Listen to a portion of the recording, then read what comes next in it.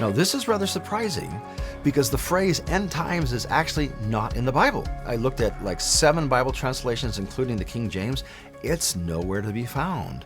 So probably some preacher made it up. So what does the Bible say instead of the end times? It actually uses a phrase, these last days.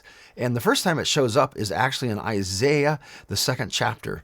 In the last days, the mountain of the Lord's temple will be established. As on the highest of the mountains, it will be exalted above the hills, and all nations will stream to it.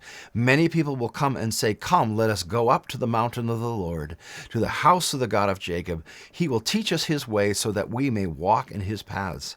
So you can tell that these last days are nothing to be afraid of, where sometimes when we talk about the end times, people find that very fearful. The Bible does talk about justice happening then, and for people who are on the wrong side of justice, it would be a fearful time.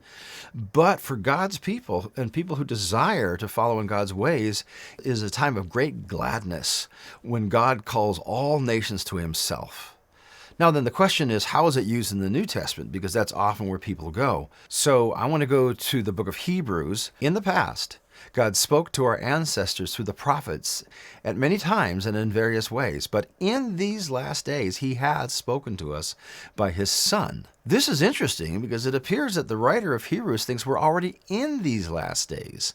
In fact, he talks about it in these last days. God has spoken to us by Jesus. So somehow Jesus is associated with the end times. If we back it up a little bit into the 2nd chapter of Acts, all the disciples, the Spirit has fallen on them, and they begin speaking in tongues. They go out into the temple square and they proclaim the mighty works of God in the languages of everyone assembled. Peter quotes from Joel, where Joel says, in the last days, God says, I will pour out my Spirit on all people.